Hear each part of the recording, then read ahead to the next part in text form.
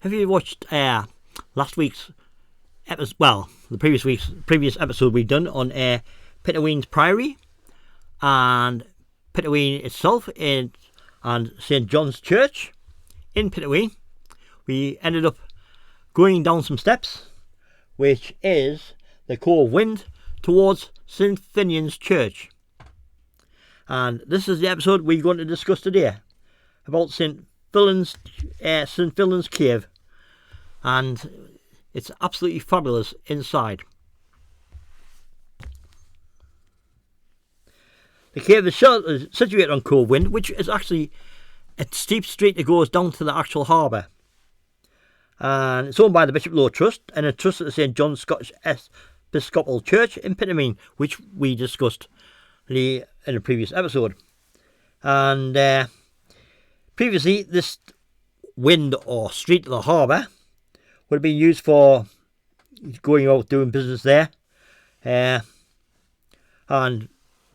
this cave actually would have been a storeroom and a home for people, fishing people and their equipment.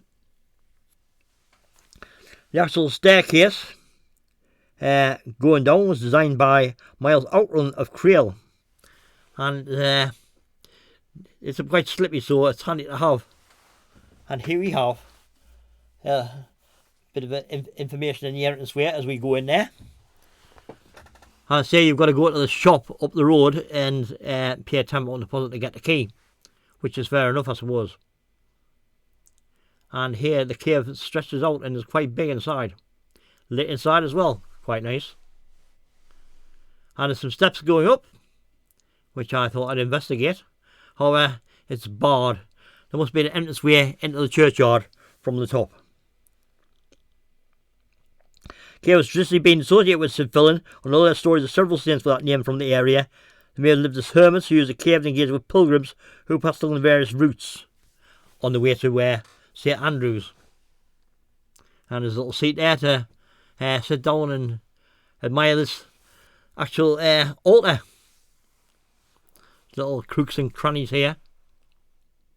But there's the main altar there. And it looks like, yes, people could have stayed in here in rough weather. Obviously, they're probably not gated on the time.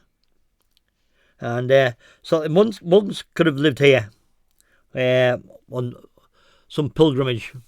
There's plenty of room for quite a few people, although it's a bit wet down there.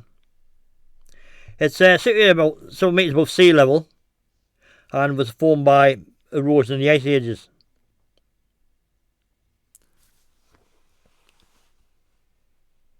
Here again, another seat to have a good view around, to sit and relax and reflect.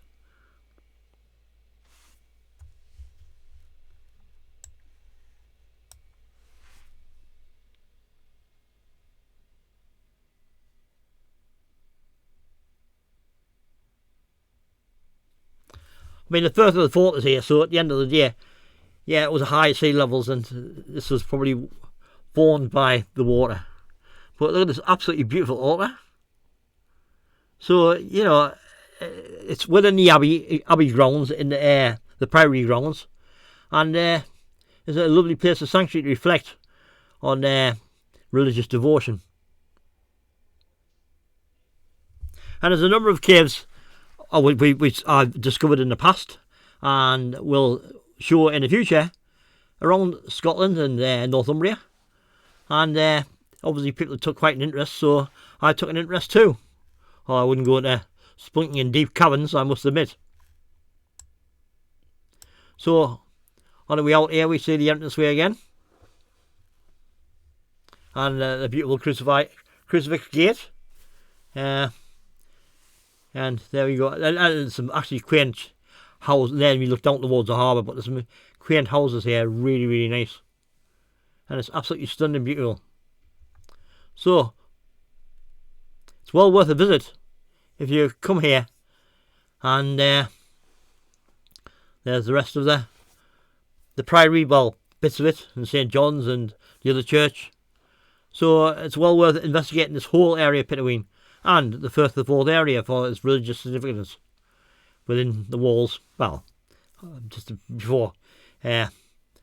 So there you go. So please like, subscribe, continue to watch if you like. Bye for now.